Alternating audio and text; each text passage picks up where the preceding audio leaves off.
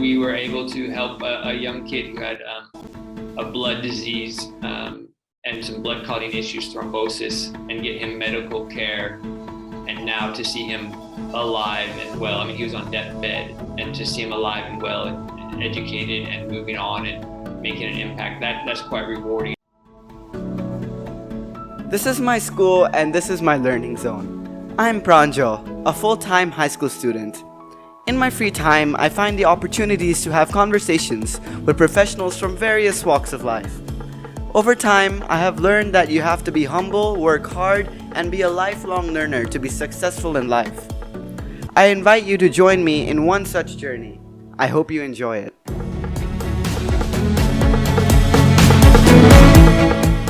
Today on the show, we have a beautiful couple who married young at the age of 19 and are avid outdoor activities enthusiasts. They have spent a lot of their life serving the community around them, and they have truly made a difference of the people's life they have touched. I'm honored to have Mr. Ben and Mrs. Rachel Brooks on my show today. Welcome. Thank you. Thanks for having us, Pranjal. Yeah. All right, so let's start at the very beginning. How would you describe yourself as a student? You can go first. So are you talking university years or high school years? High school years. High school years, yeah. So I was pretty hardworking. I did a lot of homeschool actually until my senior year of high school, but I worked really hard. I was committed. My dad was a teacher, and so he spent a lot of time helping me learn things like physics and math, and but it was pretty hard for me. So I spent a lot of time studying compared to my siblings who it came easier to, but I wanted good grades. So I was kind of one of those, I felt having high grades was really important. So I studied quite hard. Right. Yeah, I probably had a slightly different experience in high school. I've always kind of enjoyed learning, but not necessarily enjoyed school so much. And I had a few years in high school where I didn't go so well. We went to a small school and a small student body. And at one point, the school actually asked me not to come back. I got suspended. They put me on a suspension, like an indefinite suspension, which lasted about 2 or 3 weeks, the last year of school. I just found it really tough, challenging. I got decent grades, but it was just not something I really wanted to do or was all that interested in. I was much more into practical things and working and having fun. And I just struggled, in education then at that period of life. So how did you overcome this challenge that you had in high school? Well, it took a long time. I think part of it is just coming back, taking time to find yourself. I mean, education is really important. But I think learning is more important than education. So I think degrees matter. I have degrees. I think that's all important. But if someone's a learner and who can take a position of being a lifelong learner and explorer, they're going to do well in life as well. So trying to find that balance between meeting the credentials and the qualifications that people need, in jobs and placements, positions at companies and that kind of stuff, with this desire to learn. And I think you're seeing this change a lot today in the technology age. It's much easier, lower barriers of entry for people to start their own businesses, build things. So there's a lot there I think you could kind of explore, but I think education is important, but learning is more important. Right.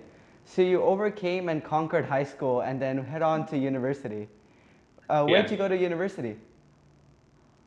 Well, I went to the University of Utah, just kind of about 40 minutes from where I lived. And I had been living in Mexico for many years. And so I didn't feel like venturing out, going anywhere else after I'd moved to the States. That was enough transition and change for me. So I just stayed put. And I started off, I lived with my parents and went to the University of Utah. It was big enough. I mean, it's, 40 1,000 students, and it was huge. And I liked it. I enjoyed it, but it was more like a means to an ends for me. Like just get the work done, and so that I can start doing what I'm passionate about. Was it similar to high school, or was it the system completely different and you had to adapt to different changes? Well, for me, I think, it didn't feel like a big change for me, a big transition for me. In high school, you have different teachers for different subjects, and those different teachers teach in different ways and have different expectations. And it's the same in university. So my senior year of high school, I did do it in a private school. It had high academics. And so that transition, like it wasn't like harder for me academically. I think though chemistry, for my fields, I had to do chemistry and biology and a lot of math, and those things were hard for me in high school and they were hard for me in university. But in the end, I did it just like I did in high school. So for me, that wasn't too big of a transition. It's a big campus and more students, and that just makes it maybe more fun, or you feel a little bit more grown up and a lot more activities to do, but not challenging in any different way for me. But I don't know if it's the same for you. I mean, by the way, he almost got kicked out of school, but he's a very smart man. His grades were never poor. It was more about commitment. It was a private school with high demands. Yeah.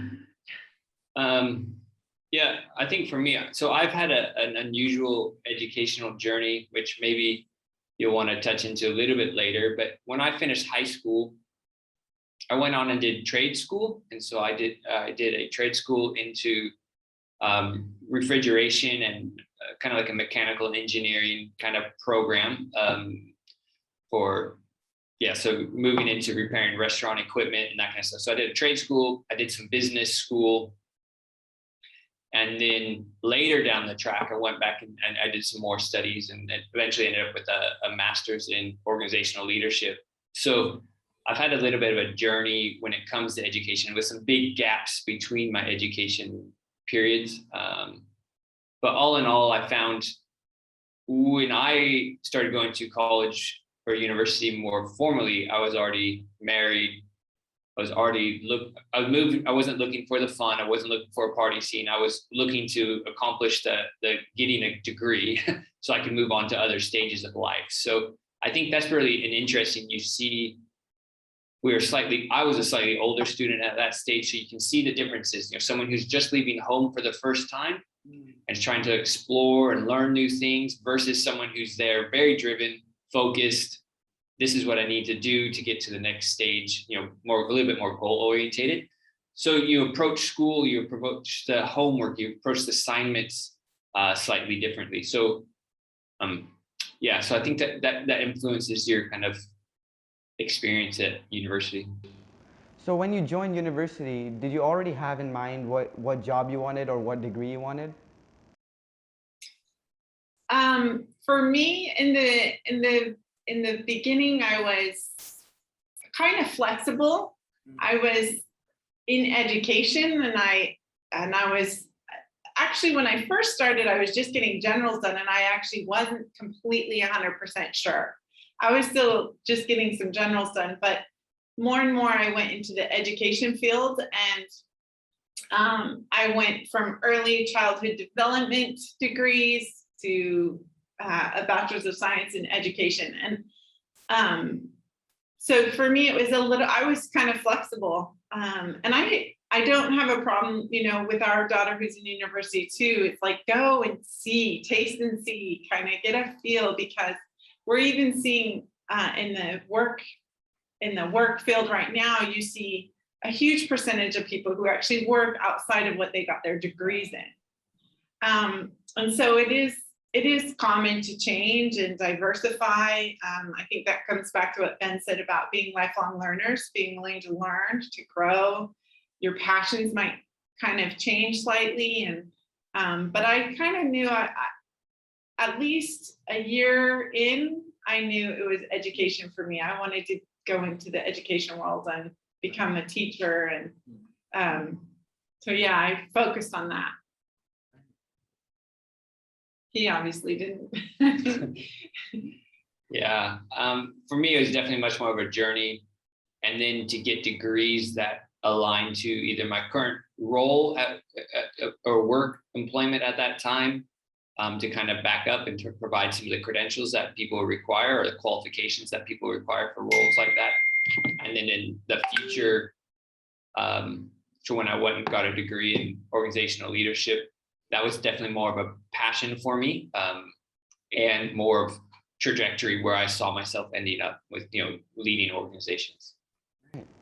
So some people already start stressing about university in 9th grade, and they're like, I have to already know where I'm going to make sure to have a successful career, and it's just very stressful and chaotic. What advice would you give to those people who are in that state right now? I would say that the most important thing would be to focus on learning skills to learn, get good grades, work hard at the classes that you have to do, explore some of the schools that might interest you and some of the entry requirements so that you're meeting those standards, but don't get fixated on a specific course or degree, unless you're very certain. If you're uncertain, I think that's perfectly okay. Your teen years are such huge developmental years. You'll find you might connect with one teacher during that period and like, oh man, I'd really find an interest in science. And now you're going to go head down a science track, because of a passion that was unearthed as, you worked with teachers and other people with passion. So I wouldn't get overly fixated on it. I'd be open, and just keeping your eyes up and speaking to people, asking friends, asking your teachers, asking counselors, hey, what do you see that I'm good at? Seek the advice and opinions of trusted people and mentors. Are there areas of passion that you see? Do you see some skill sets that I have? Do you see some creative thinking processes or that kind of things that would do well in pursuing? And so take it more from that place. I wouldn't be too fixated on it. You're too young. Yeah. I would also say try things. Try things. So, you mentioned having good grades, but also don't be afraid to fail. Yeah. Failing is moving forward, actually. And you hear that a lot at your school all the time. I can support that more. Try things and go, oh, well, I didn't enjoy that. And no, I'm terrible at it. So I better not go there. Yeah. But sometimes too, the things that you are passionate about are not always what your greatest skill is. But they're what you're passionate about, and you can grow in skill. You can grow in learning. And so you might start off not with the greatest grades or not with the greatest outcomes, but you're like, I love doing this. And so you develop yourself into those things, and because of the passion in you, and you want to learn about what drives you, what motivates you. I think I mentioned, when you get older, like maybe your senior year of high school or your freshman year of university, there's a test called the Strength Finders, and it helps you recognize what drives you, what is your motivations and your insights. So it helps guide you to look at what kind of careers you would be most enjoy, most fulfilled in. Money isn't everything. Yes. It's just not in the end. It's not. It's being passionate about what you do and loving the field of work that you're in. Mm-hmm. So try things and find out about yourself.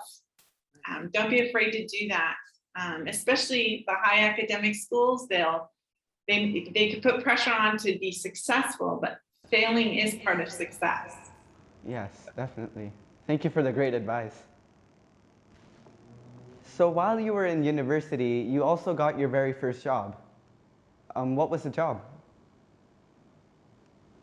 Well, for me, I actually started working in high school, probably since about the age of 14, I've had a job, whether it was a paper route or working at a pizza restaurant or laser tag place or movie theaters or whatnot. I mean, I've always enjoyed working. So I would say working at a pizza restaurant was my very first like everyday kind of job, but besides, a paper route. And I've had a variety of jobs until the age of about 21, 22. I probably tried, 9 or 10 different things just because I enjoy the working, I enjoy learning. So I tried lots of different stuff. And one of my favorite things to do was just to work for a temporary agency that just does placement for a week or 2 weeks, just so you could see and try new things. And I've had some really horrible experiences and some really fun experiences in that.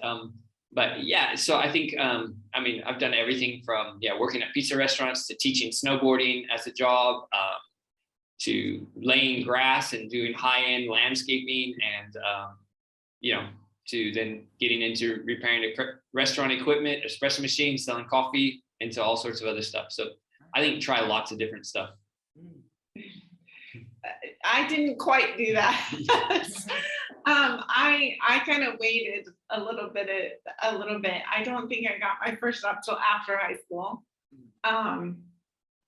Just because I grew up overseas. So in the US, it's really, really common for young people to get jobs. And just that's part of that, finding out who you are and what you like to do. And but I waited. So freshman year of college, university, I got a job at the Marriott, which I worked in reservations, Marriott hotel reservations. And so on the international desk, I spoke Spanish, and I think I did pretty well. It was really easy, no-brainer job. Just go in, make reservations for people, speak to people. And it was really a nice job because it gave us benefits to stay in hotels, and I got to speak to people of all different walks of life. It was kind of fun, but I appreciated it because you go to work, you work, but then you come home and you can do whatever else you want. You don't bring work home with you. It was very easy.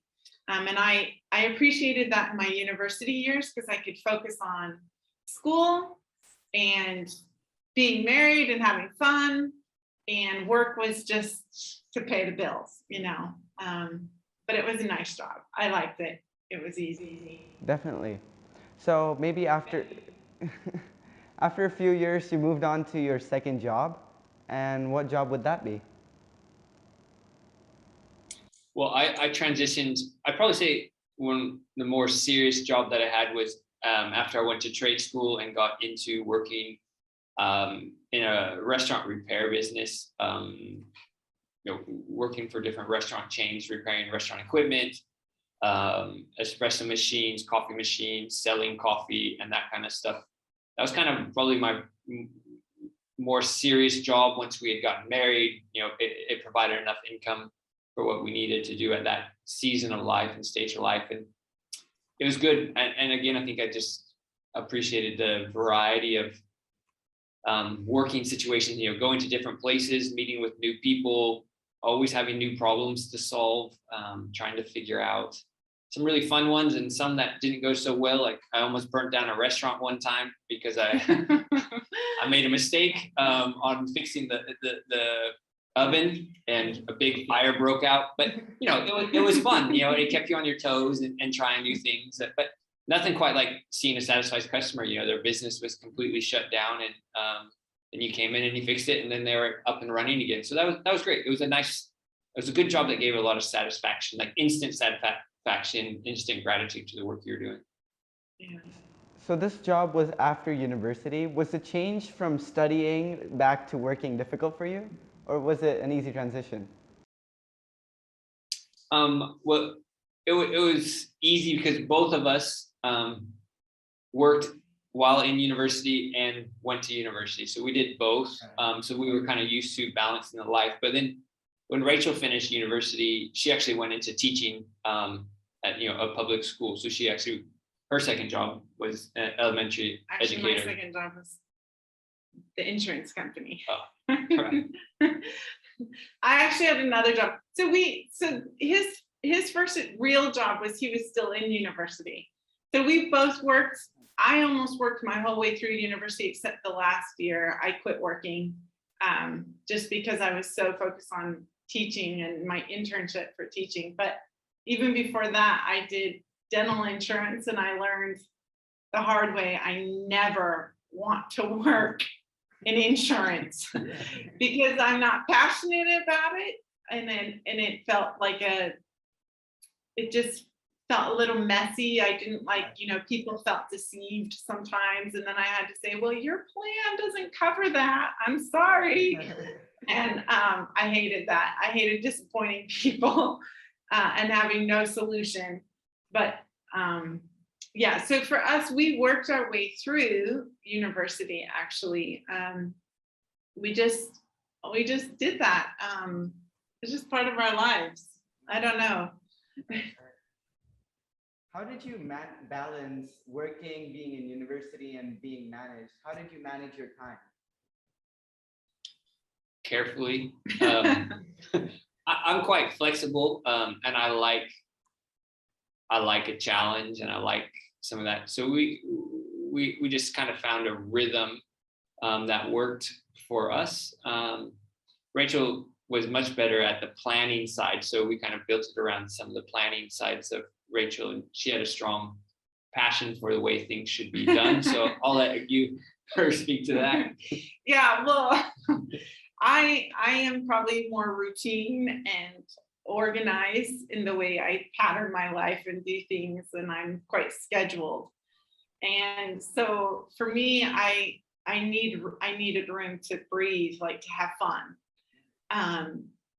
But one of our, we were like, let's get through school, let's have no debt, let's do this like debt free, and so that we can just have fun and have money to play. And so I scheduled my school, I scheduled my study hours, and I scheduled my work hours all around so that on the weekends I could play. Right.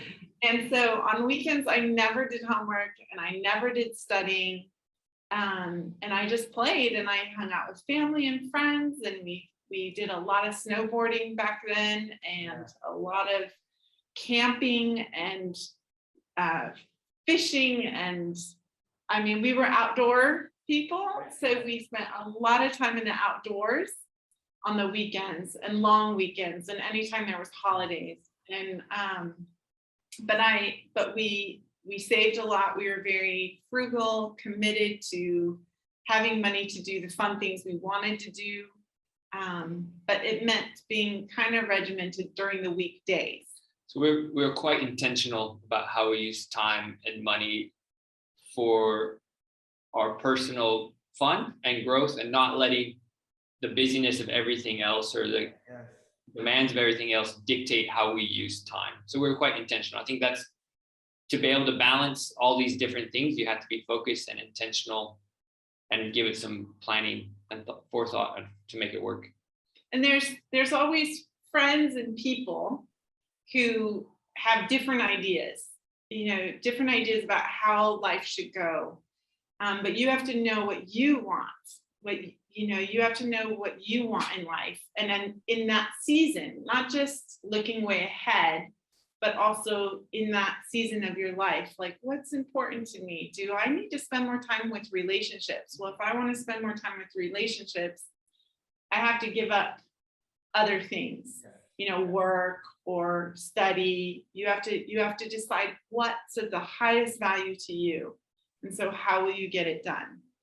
And there's lots of peer pressure and friends and family who have lots of ideas, but you do have to be certain in yourself of what you want.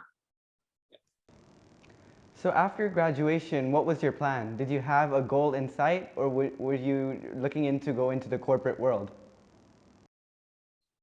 Well, I got a job before I even graduated. In the teaching, I just started putting out, I wanted to teach. I loved teaching during my student learning or internship part of the program, I just really enjoyed it so much. I was like, I'm going right into teaching, and I just started applying to all these public schools. And I literally got accepted the day of graduation to teach at a school. So I went right into that. I had a summer break because I had a summer break before starting teaching, but I got a job right off the bat. Yeah, it was fun. I was happy.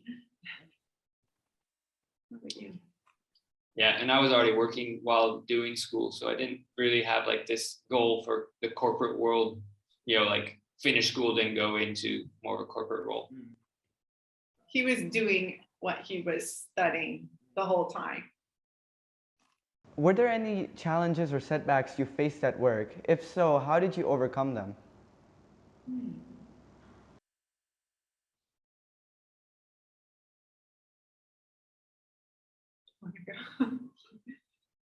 I think challenges are just, Yeah, that's always. life is full of challenges. Life's not fair. There's hardship, there's suffering, there's difficult seasons. And I guess I've always just kind of realized that and not been too discouraged when there is big hardships that you face and challenges. So I kind of always try and just look for the best in the situation. What's the silver lining, as people say, and trying to identify that and make a choice, choose to find the good and kind of walk down that path. And hard work, get mentors, get people to speak into your life and offer you advice and practical, practical insights, just to see, hey, do you have an insight on how I can manage this situation? Or, hey, this is happening, what would you do? And that really helps, find people that will speak into your life, and that helps overcome a lot of those challenges. And we're people of faith. And so we spend a lot of time praying about these types of situations as well. Like, okay, so for us, as Christians, we say, God, what are we trying to learn during this situation? Am I missing something? Am I seeing something? So also seek that type of inspiration and guidance.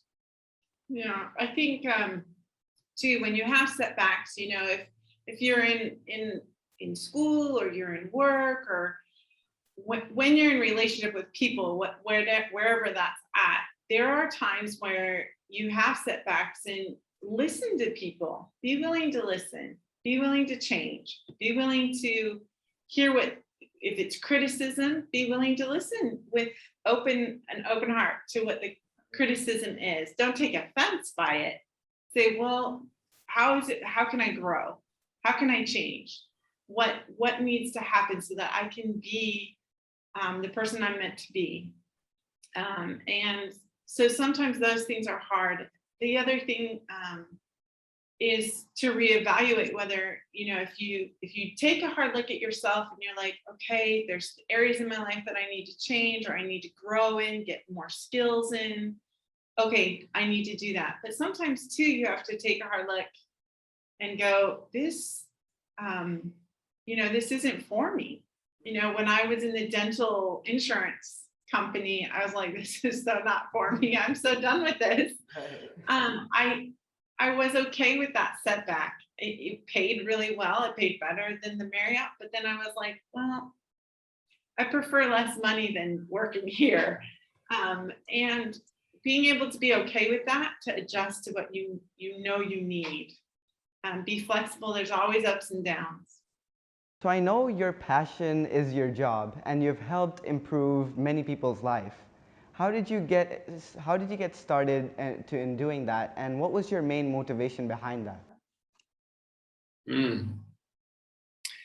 Yeah, that's a good question. I think so. We've been involved in a variety of different work over the years in the kind of the humanitarian sector, NGO type of work.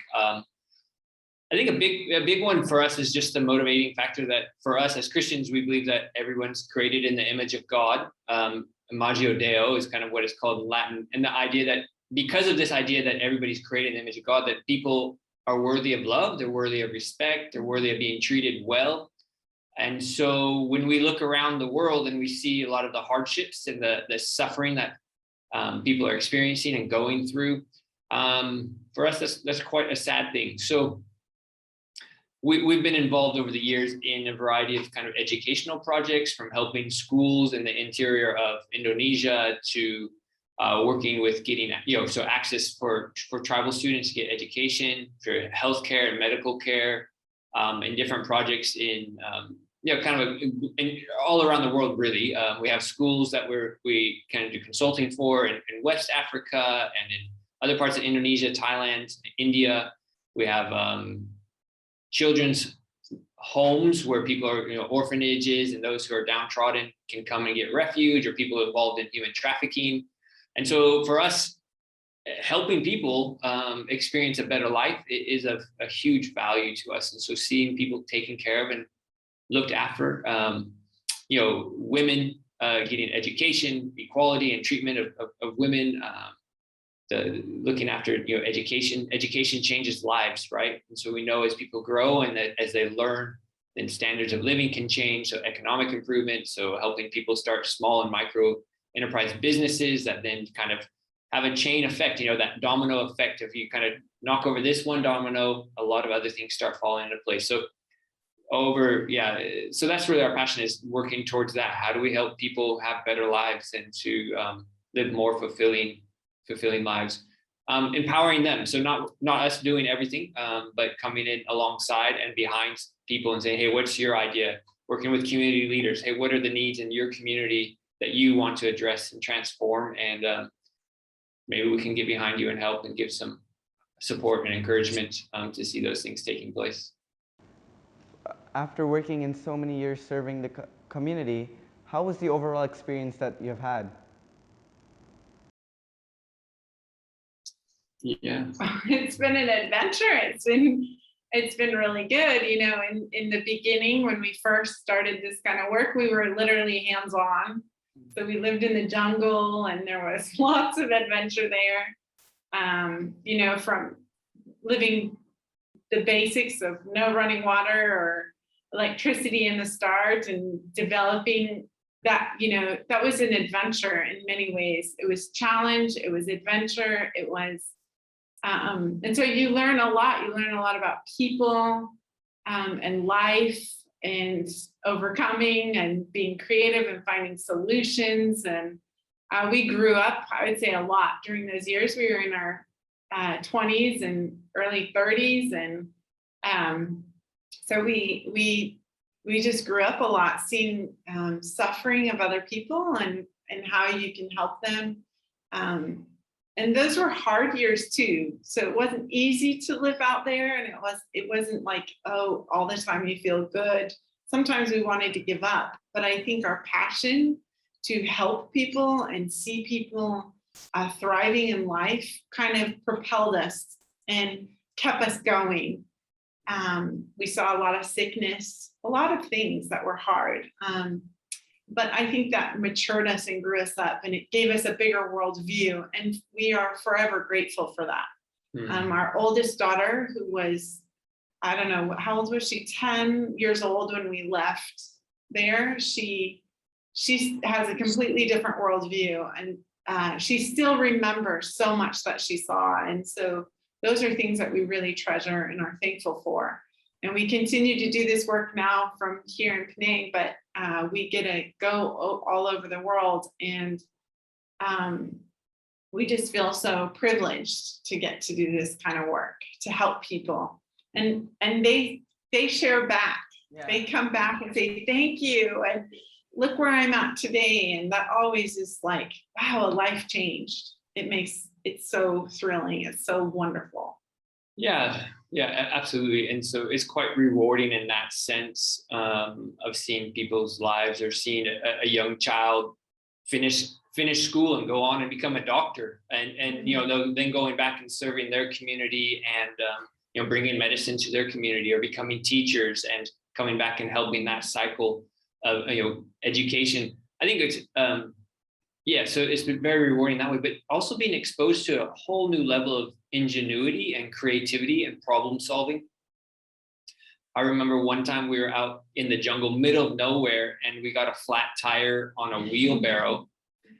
And this guy went off into the bush and he grabbed off of the rubber tree plantations, got some rubber from the rubber tree, grabbed some cement from another area, and made up this concoction and patched the wheelbarrow tire so that they could keep working. And it was like, it was really inspiring and kind of a little bit mind-blowing.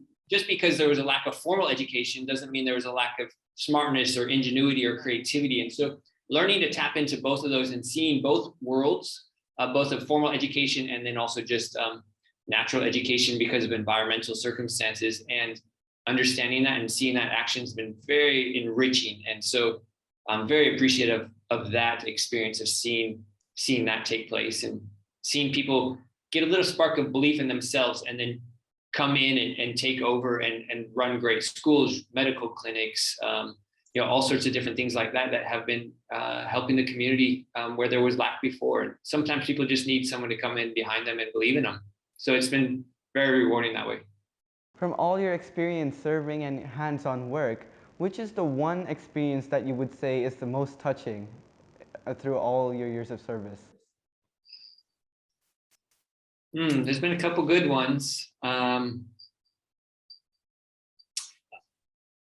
remember hiking out to a village area about 40 kilometers barefoot because the mud was so thick that you couldn't wear shoes. It would just weigh you down and suck the shoes off your feet. Yeah, and we were able to help a young kid who had a blood disease and some blood clotting issues, thrombosis, and get him medical care. And now to see him alive and well, I mean, he was on deathbed, and to see him alive and well and educated and moving on and making an impact, that's quite rewarding. Or seeing some of the young girls who were able to get education and to now see them fulfilled, moving on. And that's, the big smiles on their faces that finish school and just excited about having a future. I think those are some of the big memories for me, for us. Yeah, I would say for me, my main role was to train teachers. And in the beginning, it just was just the basics. It was so simple, and it was just the basics. And to see them growing as teachers and in love with children and caring for children, and it wasn't just about developing skills. It was about learning to love one another and help one another. And then to see just a huge body of teachers. A lot of these teachers not only were teachers, but they were like boarding parents. So they would board with these kids and then they'd go teach them at school. And that's hard work. And they did it and with such passion and care and love. And then the school became, in the region, the best school. So, and these kids are all flourishing, and kids that started off in like first and second grade are now graduating. And it's so fun to see the success of that. And so I think that's probably been one of the highlights, just working with teachers who are so passionate. These stories are definitely inspirational. How did you move from hands-on work to Penang today? Yeah, I think we just sensed, there was a sense of change, that we needed to make some change, but also to be able to make more of an impact, we needed to be in a place that has better logistics, an airport that can get you to easier access, internet and communications that can get you things. So we moved from a hands-on role to much more of a operational management executive role. So overseeing different programs in different places required a change. That's why so many businesses set up here, is that there's good infrastructure in place that allows you to reach further than maybe some of the more remote locations and stuff. So that was the primary driving factor to come to Penang. I think for us too, it was always a pleasure to be hands-on in the work. We were in the jungle and we were doing it, but now one of the things that we're passionate about is training and equipping people to go further, to do more. Yeah. So we could stay in the jungle still, but it would just be the two of us. Now our goal is to equip more people to go to the jungles. And so it means being more flexible in a place where we can bring people to us, or we can easily get to people to help them learn how to care for different communities and serve people. So do you still miss hands-on work and living back in the jungle? Yeah, absolutely.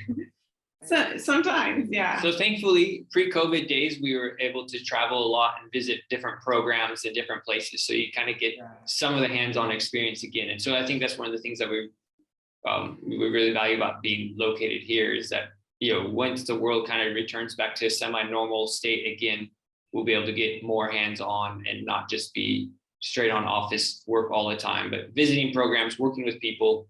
That's what we're passionate about.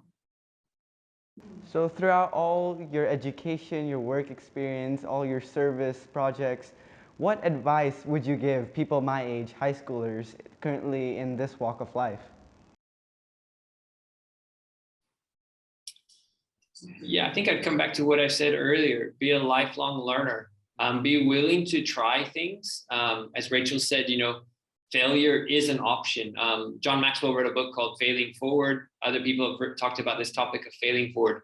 Try stuff, give it a go, take a risk. You never know what's going to happen. And so there's so much upside to that. So try, learn, and just keep that cycle going. Try something new, learn from it. Try something new, learn from it, and continue that growth cycle. And don't worry too much about the outcomes at this stage of life.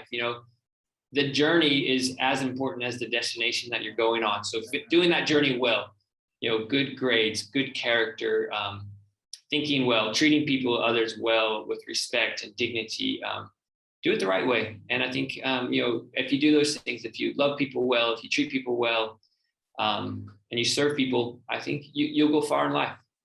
Yeah. I think I agree with all that Ben says. And as Ben mentioned before, we are Christians, we believe in God. And so we do believe that God has created us for a purpose. And so even asking God, what do you have for me? I think to know that God has something for your life, and to know what that is just of the greatest pleasure and purpose. And it's very fulfilling to know that you're doing what you were made and created to be doing. So that would be my advice as well. Ask God, what do you have for me? What'd you make me for? And he loves you. And so it's good to know those things. This is definitely great advice. It helps me confirm, and especially about the advice about the failure, which provides a sense of security rather than saying, you failed the chemistry test, now it's over, you'll never get a job, or thinking in that way. You will, trust me, I failed some chemistry. Yeah. If you had a time machine and you could go back and live any moment in your life, which moment would you go back to?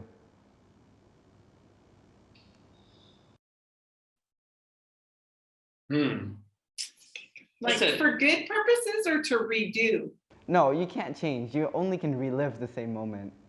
Oh, to relive it. Okay, yeah. Well, it's definitely fun. I mean, when we were newly married, 19 years old. Oh, yeah. No kids, no real responsibilities. That was a fun season of life, and so it's always nice like that. But man, I don't know. I don't really regret the journey that our life's taken us on. So I think I've enjoyed the whole time. The birth of our first child, the birth of our second time, moving to jungles, all of that's been so good. So yeah. I don't know. I'd rather just kind of be able to see it all rather than go back to one time. I want it all, Pranjal. I want it all. I would say the same thing. I really, some really fun times that are now kind of distant, or a little bit old, was when we first got married. And we worked, and we went to school, but it was very freeing. We had a lot of just fun. And we were married for about 4 years before we had children. And so we were just kind of best friends, living the best life. That was a lot of fun. But I also have enjoyed the whole journey. So, yeah. With so much success through your career and your service, how much of the success would you attribute to hard work, and how much of the success would you attribute to luck? That's a great question. I would say that it's probably I think it's a good mix of both. Probably, I don't know if you can put an actual number on it. I think you always have to work hard. So hard work creates opportunities. And therefore allows you to take chances, whether it's luck that puts, I'm not a huge believer of luck, but I think that by putting yourself into right positions, you have better opportunities and chances to seize those moments. And so working hard, being prepared. So, education, thinking, learning, all of those things, getting skills, getting experiences creates opportunities so that you can capitalize on the chances that come up before you. And then I think actually a lot of things, if you look through life, majority of our opportunities come through relationships, connections, people. So treating people well, treating people, keeping your options open with people, not burning bridges, that's of probably a greater significance than luck per se. So hard work and being good with people, I think is really two valuable things. So didn't really quite answer your question directly, but that's what I would say. Work hard, seize opportunities, and be good with people. Thank you so much for your time. I've truly learned a lot from our conversation today, and thank you for all the great advice today. Thanks for asking us, Pranjal. It's been our pleasure. Yeah.